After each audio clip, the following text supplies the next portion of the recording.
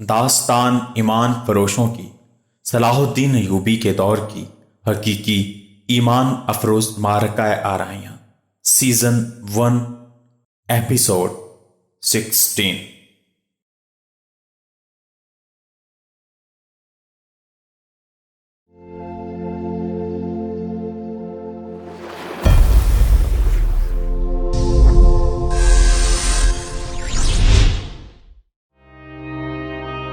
सलाहुद्दीन अयूबी ने इस तीर पर जरा सी भी परेशानी का इजहार न किया जो किसी ने उसे कत्ल करने के लिए चलाया था।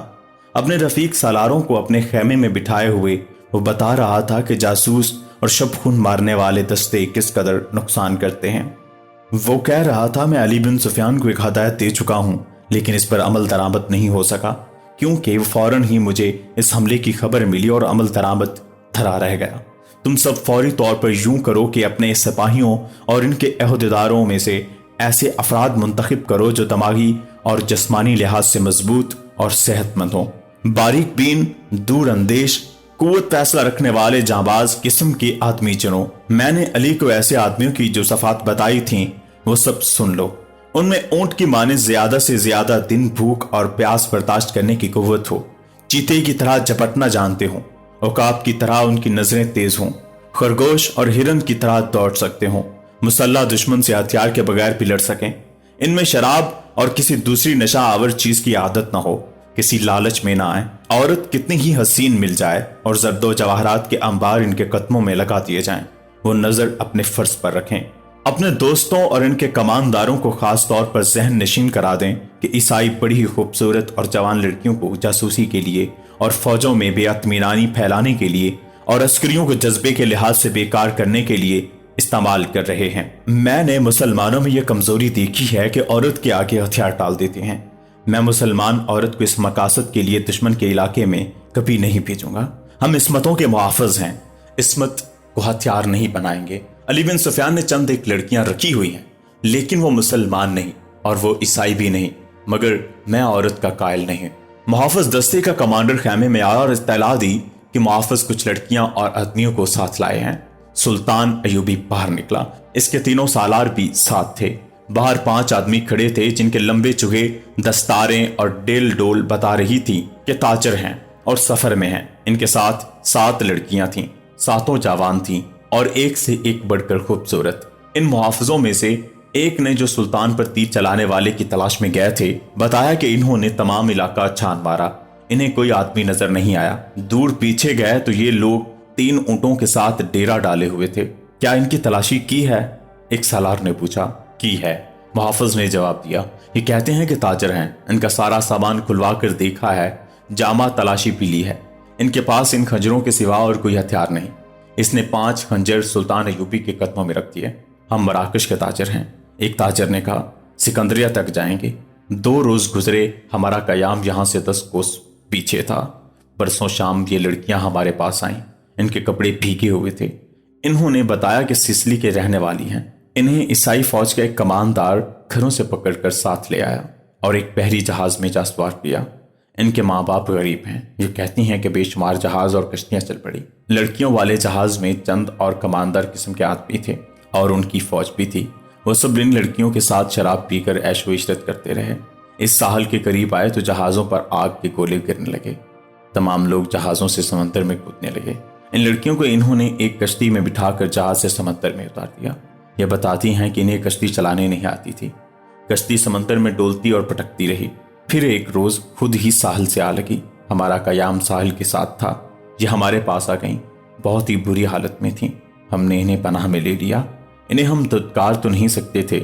हमें कुछ समझ नहीं आ रही थी कि इनका क्या करें। पिछले पड़ाव से यहाँ तक इन्हें साथ ले आए हैं। ये सवार आ गए और हमारे सामान की तलाशी लेने लगे। हमने इनसे तलाशी की वजह पूछी तो इन्होंने बताया कि सुल्तान सलाहुद्दीन अयूबी अमीर मिस्र का हुक्म है। हमने इनकी मन्नत समाजत की कि हमें अपने सुल्तान के हजूर ले चलो। हम अर्ज करेंगे इन लड़कियों को अपनी पनाह में ले ले। हम सफ़र में हैं, इन्हें कहाँ कहाँ लिए फिरेंगे। लड़कियों से पूछा तो वो सिसली की जबान बोल रही थी। वो डरी डरी सी लगती थी। इनमें से 2-3 इकट्ठी ही बोल पड़ी। सलाहुद्दीन अयूबी ने ताजरों से पूछा कि इनकी जबान कौन समझता है। एक ने बताया कि सिर्फ मैं समझता हूँ। ये इल्तजा कर रही है کہ سلطان انہیں پناہ میں لے لے۔ کہتی ہیں کہ ہم تاجروں کے قافلے کے ساتھ نہیں جائیں گے، کہیں ایسا نہ ہو کہ راستے میں ڈاکو ہمیں اٹھا کر لے جائیں۔ ادھر جنگ بھی ہو رہی ہے، ہر طرف عیسائیوں اور مسلمانوں کے سپاہی بھاگتے دوڑتے پھر رہے ہیں۔ ہمیں سپاہیوں سے بہت ڈر لگتا ہے۔ ہمیں جب گھروں سے اٹھایا گیا تھا تو ہم سب کنواری تھیں، ان فوجیوں نے ہمیں بحری جہاز میں طوائفیں بنا رکھا۔ ایک لڑکی نے کچھ کہا تو اس کی زبان جاننے والے تاجر سلطان ایوبی نے کہا، یہ کہتی ہے کہ ہمیں مسلمانوں کے بادشاہ تک پہنچا دو، ہو سکتا ہے اس کے دل میں رحم آ جائے۔ ایک اور لڑکی بول پڑی، اس کی آواز رندھیائی ہوئی تھی۔ تاجر نے کہا، یہ کہتی ہے کہ ہمیں عیسائی سپاہیوں کے حوالے نہ کیا جائے، میں مسلمان ہو جاؤں گی بشرط یہ کہ کوئی اچھی حیثیت والا مسلمان میرے ساتھ شادی کر لے۔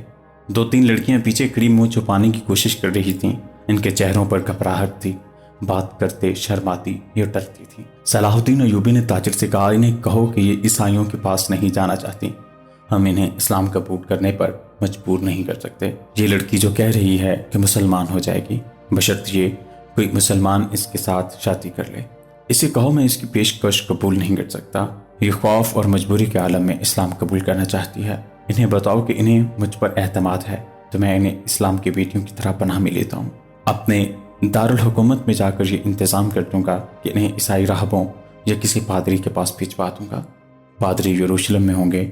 دوسری صورت یہ ہے کہ جب عیسائی قیدیوں کو آزاد کیا جائے گا تو میں کوشش کروں گا کہ ان کی شادیاں قابل اعتماد اور اچھی حیثیت کے قیدیوں کے ساتھ کر دوں۔